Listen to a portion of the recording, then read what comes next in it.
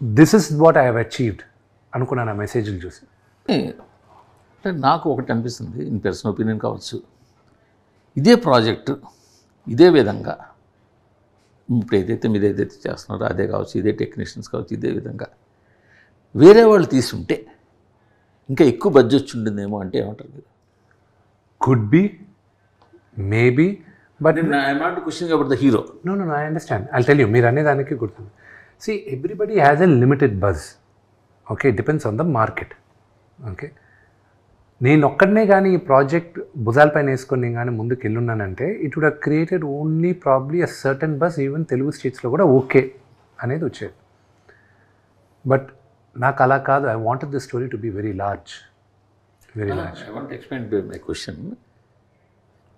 ఎందుకో తెలుగు స్టేట్స్లో ఉన్న సినిమా ఆడియన్స్, జనాలందరి గురించి నేను మాట్లాడట్లా, సినిమాని ప్రేమించేవాళ్ళు, సినిమాని చూసేవాళ్ళు, సినిమా గురించి మాట్లాడుకునేవాళ్ళు, వాళ్ళు మీ మీద కొంచెం తక్కువ చూపు లేదా కొద్దిగా నెగిటివిటీ ఉంది. ఉంటుంది కదండి, ఎందుకు ఉండదు? అందువల్ల దీనికి రావాల్సిన బడ్జెట్ రాలేదు అని నేనంటే ఉంటుంది. ఎందుకు ఉండదు? వాళ్ళు ఒక ఛాన్స్ ఇస్తారు చూడడానికి.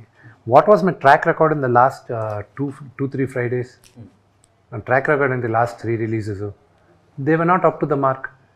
So when someone with not up to the mark is trying to do something so ambitious, first and foremost అసలు అంత పెద్దది ఉంటుందా అనేది క్వశ్చన్ మార్క్ వస్తుంది. ఓకే, రెండోది will he pull it off? ఇంత పెద్ద సబ్జెక్ట్ తీసుకున్నాడు, అసలు నిజంగానే వీళ్ళు అనుకున్నంతగా వీళ్ళు ఆగేయగలరా, వీళ్ళు చెప్పినంత బాగా వస్తుందా అనేది ఉంటుంది. ఇదంతా 27వ తేదీ మార్నింగ్ షో దాకే ఉంటుంది. ఓకే, ఇదంతా 27వ తేదీ. నాకున్న బిగ్గెస్ట్ కాన్ఫిడెంట్ ఇద్దరి దగ్గర నుంచి వచ్చిందండి మేజర్గా. మన బీవీఎస్ రవి, మచ్చ రవి అంటారు కదా, ఆయనకు మా నాన్నగారు నాకు చెప్పకుండా మిక్సింగ్ జరిగేటప్పుడు రవి రా ఒక దగ్గరకు తీసుకెళ్తానని ఆయన తీసుకెళ్ళి ఫస్ట్ హాఫ్ చూపించాడు. రవి అని వాజ్ సో అమేజింగ్ అది ఇదని మాట్లాడాడు. నేను భయపడాను, ఇదేంటి అసలు నేను మిక్సింగ్ ఇంకా అవ్వలేదు, ఏం కాలేదు, ఊరికే ఆర్ఆర్ ఫస్ట్ దీనికి అది. దాని సెకండ్ హాఫ్ ఎప్పుడు అని అడుగుతూనే ఉన్నారు.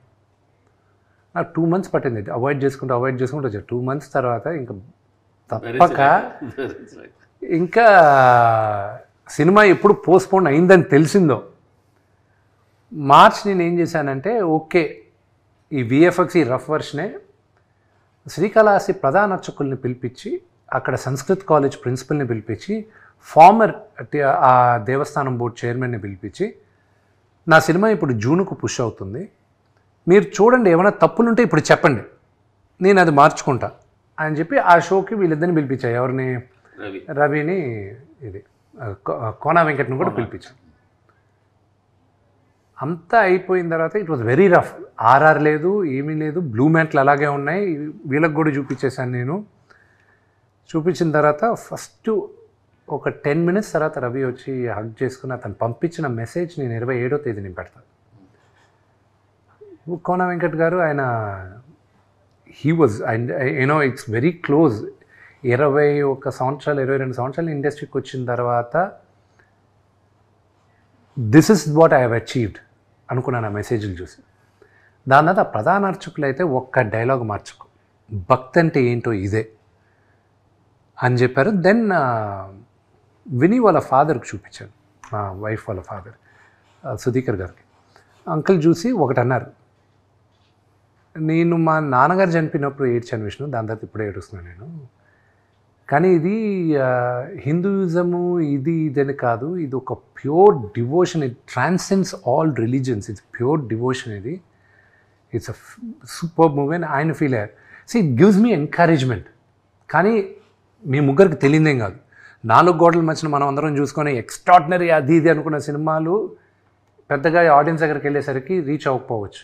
పర్వాలేదు అనుకున్న సినిమా, ఫర్ ఎగ్జాంపుల్ ఇప్పుడు 6వ తేదీ డి రిలీజ్ అవుతుంది.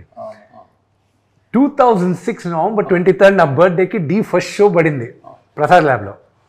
April 13, 2007కి రిలీజ్ అయింది. ఈ మధ్యలో 100 షోలు ప్రసాద్ ల్యాబ్లోనే పడింది, దిల్ రాజు గారితో సహా.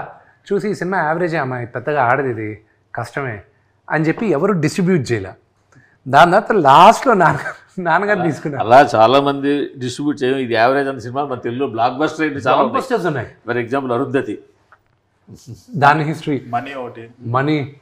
So all that, so what I'm trying to say, when it comes back, ultimately it చేసేది, I have disappointed నాన్నగారు ఫ్యాన్స్ నేను డిసప్పాయింట్ చేశా, నా సినిమాలు నచ్చిన వాళ్ళని నేను డిసప్పాయింట్ చేశా. I hope with this movie I'll be able to say sorry.